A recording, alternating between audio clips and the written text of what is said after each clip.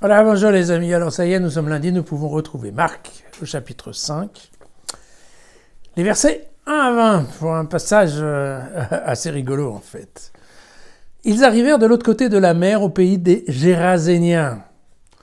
Comme ils descendaient de la barque, un homme possédé d'un esprit impur vint aussitôt à sa rencontre, sortant des tombeaux. Il habitait dans les tombeaux et personne ne pouvait plus le lier, même avec une chaîne. Car il avait été souvent lié avec des entraves et avec des chaînes, mais il avait rompu les chaînes et brisé les entraves, et personne n'avait la force de le maîtriser. Nuit et jour, il était sans cesse dans les tombeaux et dans les montagnes, poussant des cris et se déchirant avec des pierres. Voyant Jésus de loin, il courut et se prosterna devant lui. D'une voix forte, il crie « Que me veux-tu, Jésus, fils du Dieu très haut ? Je t'adjure, par Dieu, ne me tourmente pas. » Car Jésus lui disait « Sors de cet homme, esprit impur. » Et Jésus l'interrogeait « Quel est ton nom ?» Et l'homme lui répond « Mon nom est Légion, car nous sommes nombreux. » Et il le suppliait avec insistance de ne pas les envoyer hors du pays. Or, il y avait là, du côté de la montagne, un grand troupeau de porcs en train de paître. Les esprits impurs supplièrent Jésus en disant « Envoie-nous dans les porcs pour que nous entrions en eux. » Et il le leur permit. Et ils sortirent, entrèrent dans les porcs, et le troupeau se précipita du haut de l'escarpement dans la mer.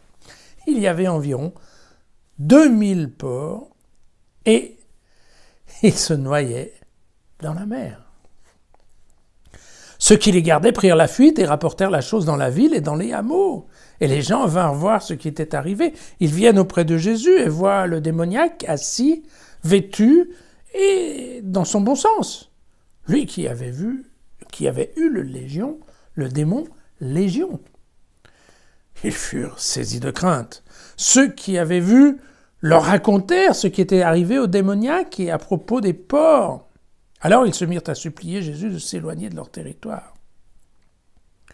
Comme il montait dans la barque, celui qui avait été démoniaque le suppliait, demandant à être avec lui, mais Jésus ne le lui permit pas. Il lui dit « Va dans ta maison, auprès des tiens, et rapporte-leur tout ce que le Seigneur a fait pour toi dans sa miséricorde. » L'homme s'en alla et se mit à proclamer dans la Décapole tout ce que Jésus avait fait pour lui, et tous étaient dans l'étonnement. Voilà. Nous sommes légion. Voilà. Alors, ce passage, il est non seulement amusant, mais il a été repris par Marc et par Matthieu. Alors, Matthieu, chez lui, les démoniaques sont deux, mais globalement, c'est ça. Alors, je vous lis juste un tout petit passage du livre d'Ésaïe au chapitre 65, le verset 4. « Ils se tiennent dans des sépulcres, ils passent ma nuit dans des grottes. Ils mangent de la viande de porc, et leurs plats ne sont qu'un brouet d'ordures. » Voilà, vous avez compris que ces démons sont affreux.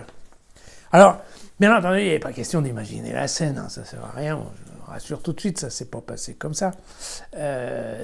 D'ailleurs, il ne s'est rien passé du tout, le seul intérêt, c'est d'essayer de chercher ce que Marc a bien pu vouloir nous dire. Et ce qu'il veut nous dire, c'est que les exorcismes qui fonctionnent en milieu juif fonctionnent aussi sur un terrain païen, car nous sommes ici, typiquement, dans la Décapole, c'est-à-dire en effet les terrains, les pays qui sont à l'est du Jourdain et qui, par nature, sont plus païens que juifs. Donc ce qui fonctionne d'un côté fonctionne de l'autre, c'est important. Ce qu'il nous dit aussi, c'est que avec cette histoire du démon Légion, une légion, vous savez, c'est 6000 militaires. Et donc, c'est qu'en effet, on passe de l'exorcisme de l'individu, il nous a déjà montré, à l'exorcisme global, collectif, c'est-à-dire en fait on passe à la lutte contre Satan. Voilà. Et ce qui est important dans ce texte, en nous montrant que les porcs se jettent depuis le haut de la falaise pour tomber dans la mer, c'est qu'en fait le pays, même le pays païen, va être débarrassé de Satan.